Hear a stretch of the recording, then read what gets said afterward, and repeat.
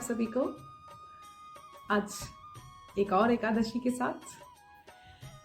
तो आज की जो एकादशी है वो श्री रामचंद्र जी ने भी करी थी। जी हाँ, उसी एकादशी की बात कर रही हूँ जिनसे उन्हें विजय प्राप्त हुई थी। ठीक है, तो ध्यान दीजिए, आपको भी अगर किसी समस्या से आप जूझ रहे हैं, उस पर विजय पाना चाहते हैं, छुटकारा चाहते हैं, तो ये एकादशी उसका एक आसान सा तरीका है जिसे आप कर सकते हैं। बार की हमारी विजया एकादशी 24 फरवरी 2025 को है और इस एकादशी की पौराणिक एक कथा है जो श्री रामचंद्र जी से जुड़ी हुई है।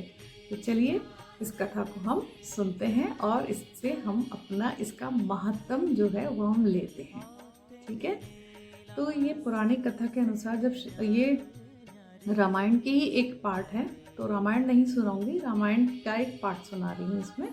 तो रामायण में जैसे आपको पता ही है सबको कि श्री रामचंद्र जी को 14 वर्ष का वनवास हुआ था। जब वनवास हुआ तो वो लक्ष्मण जी के साथ और सीता मैया के साथ पंचवटी में रहते थे। तो जब वो जंगल में रहते थे तो उस टाइम में एक घटना हुई थी। हाँ, वही घटना जो रावण एक बहरूपीय के रूप में आए थे और माता सीता को हर कर ले गए थे। तो जब ये ऐसा हुआ तो श्री रामचंद्र और लक्ष्मण जी बहुत ही व्याकुल हो गए और वो इधर उधर सीता माँ को ढूंढने लगे। जब वो ढूंढ रहे थे, क्योंकि उन्हें तो पता ही नहीं चला कि ऐसा क्या हुआ, कहाँ चली गई, तो जब वो ढूंढ रहे थे तो उनको रास्ते में एक मरनासन हालत में उनको जटायु मिले थे। आ रही है याद कहानी? हाँ, जटायु मिले थे और उन्होंने ही उनको श्री राम को और लक्ष्मण जी को बताया था कि कौन सीता मैया को ले गया है। कि तो उन्होंने बताया कि सीता मैया को ऐसे ऐसे रावण अपने साथ उठाकर ले गया है, और ऐसा बताने के बाद जटायु स्वर्गलोक को पधार गए। फिर ऐसे आगे बढ़ते गए जब श्री राम जी, तो आगे बढ़ते गए तो उन्हें वहाँ पर कौन मिले? सुग्रीव मिले। और सुग्रीव और बाली की कहानी तो आप सबको पता ही है कि वो दोनों भाइयों में आपस में बड़ा बैर था। तो उस टाइम पे श्री राम ने सुग्रीव की मदद की और बाली का वध किया था। ठीक है, और इस तरह से वो दोनों एक मित्रता में, उनकी जो रिश्ता था वो मित्र का रिश्ता बन गया। और फिर उन्होंने सीता मैया को जब ढूंढ रहे थे तो हनुमान जी को भेजा गया लंका। तो वो वाली कहानी आपको पता ही है कि हनुमान जी कैसे वो राक्षसी से और ये से करते हुए वहाँ पर लंका पहुँचे और उन्होंने वहाँ सीता मैया को वो एक अंगूठी दी थी पहचान के लिए। वो सारी चीज़ें हुई और उन्होंने सीता मैया को बताया कि श्री राम आपको लाने की पूरी कोशिश कर रहे हैं, और सुग्रीव के साथ उनकी एक मित्रता भी हो गई है और वो एक सेना भी बनाने की तैयारी में लगे हुए हैं। और वापस आकर उन्होंने श्री राम जी को सीता मैया के बारे में बताया कि कैसे कैसे वो वहाँ पर रह रही हैं। फिर सुग्रीव की मदद से श्री रामचंद्र जी ने जो सेना बनाई थी, वो सेना किसकी थी? वो वानर सेना थी। तो अपनी वानर सेना को लेकर जब वो पहुंचे तो रास्ते में बहुत विशाल, बहुत बड़ा समुद्र था। अब श्री राम जी सोचने लगे कि ये समुद्र मेरे छोटे छोटे वानर कैसे पार करेंगे। उन्होंने विचार विमर्श करने लगे, लक्ष्मण से भी बात की। तो लक्ष्मण ने कहा कि मैंने सुना है यहाँ पर एक बहुत अच्छे एक ऋषि मुनि रहते हैं, क्यों ना हम उनसे उपाय पूछें कि कैसे इस समुद्र वाली समस्या से छुटकारा पाया जाए। तो जब वो वहाँ ऋषि मुनि के आश्रम में पहुँचे, उन्होंने प्रणाम किया दोनों ने।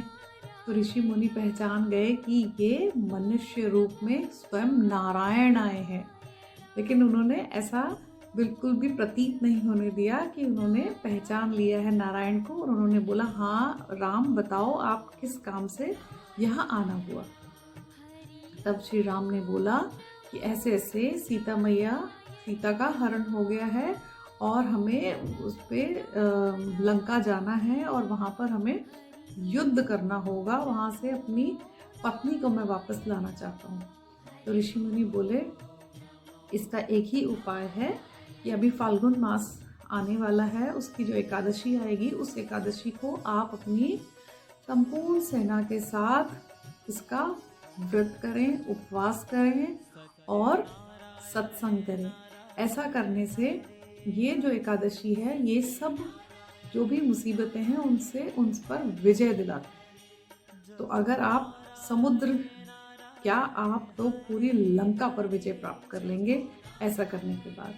और आप सबको पता ही है श्री राम ने कैसे रावण और राक्षस सेना को कैसे हराया, मार भगाया और कैसे वहाँ से वो सीता मैया को लेकर आए।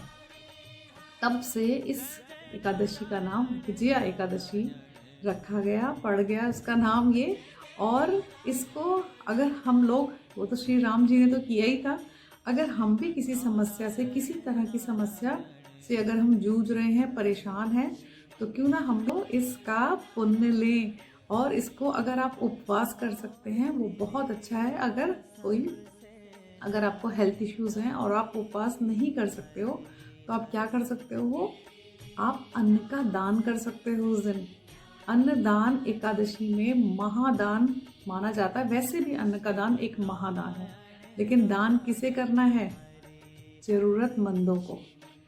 और इस एकादशी के दिन एक विशेष दान भी किया जाता है, वस्त्र का दान है। तो आप अन्न दान के साथ साथ वस्त्र दान भी कर सकते हैं। और वो दान जो होना चाहिए, वो दान दुखी होके नहीं करना है, अपनी यथाशक्ति के हिसाब से आपको दान करना है। और क्या करना है? श्री भगवान श्री हरि का हमें जाप करना है, चिंतन करना है। ठीक है, इस तरह से हमें ये एकादशी को, हमें इसका जो पुण्य है उसको लेना है।